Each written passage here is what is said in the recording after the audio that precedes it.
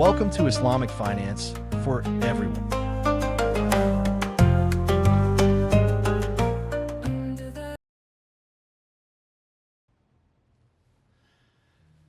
Assalamu alaikum wa rahmatullahi wa barakatuh, and welcome to Islamic Finance for everyone. I'm Eddie Bismol, and today we delve into profound economic insights of classical Muslim scholars.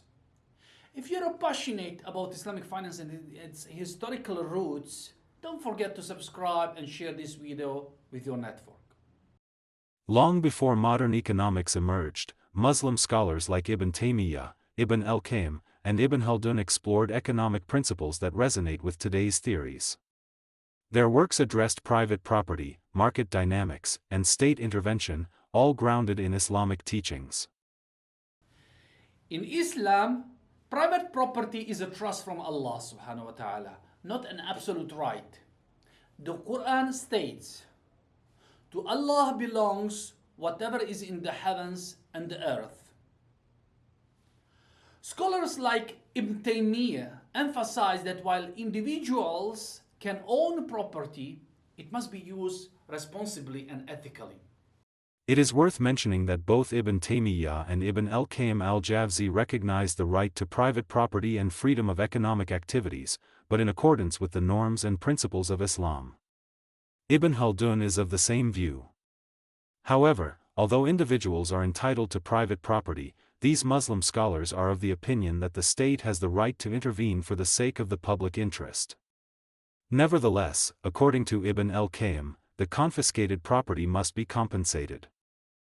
Ibn Taymiyyah also recognizes the freedom to enter and exit the market, as well as free and full information on the functioning of a market.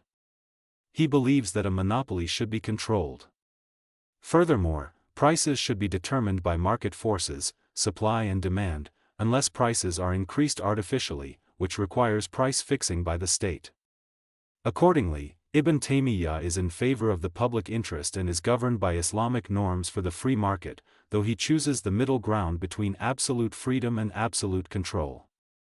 These scholars supported a free market system aligned with Islamic values, promoting justice, fair pricing, and moral responsibility, while opposing monopolies and unethical practices. Ibn Taymiyyah observed that prices fluctuate due to supply and demand. He stated, if people are dealing their goods in the normal ways and the prices rise, then it is from Allah subhanahu wa ta'ala. A detailed analysis of the price theory can be found in the works of Ibn Taymiyyah and Ibn Khaldun.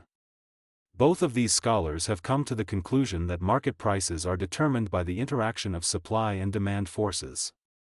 According to Ibn Taymiyyah, there can be two reasons for an increase in prices: sad face I, product shortages, i.e. supply shortage, and 2, an increase in people's disposable income, i.e. an increase in demand. Thus, in the first case, the price increase is due to the shift of supply curve to the left, from supply 1 to supply 2, which results in a price increase from P1 to P2. In the second case, there is a shift in the demand curve, from demand 1 to demand 2, caused by an increase in people's disposable income. This shift in the demand curve also leads to an increase in price from P1 to P2. Graphically, these two cases are illustrated in Figure 1 below. The first case is shown in Graph 1 and the second in Graph 2.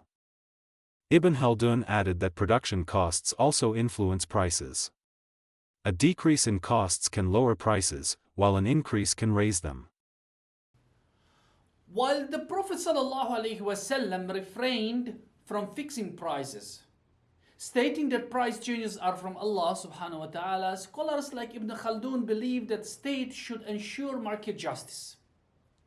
If monopolies or unethical practices arise, state intervention is justified to protect public interest, or maslahah. However, Ibn Khaldun cautioned against the state engaging in commerce, as it could lead to unfair competition and harm the economy. The insights of these scholars highlight the depth of Islamic economic thought. If you found this enlightening, please like, share, and subscribe to Islamic Finance for everyone. Follow us on social media for more content bridging Islamic teachings and modern finance. That would be all for today's episode. Assalamu alaikum wa rahmatullahi wa barakatuh. If you found this explanation helpful, don't forget to like, subscribe, and share this video with your network. Let's spread the word about ethical and inclusive finance. Follow us on social media platform for more insights into Islamic finance.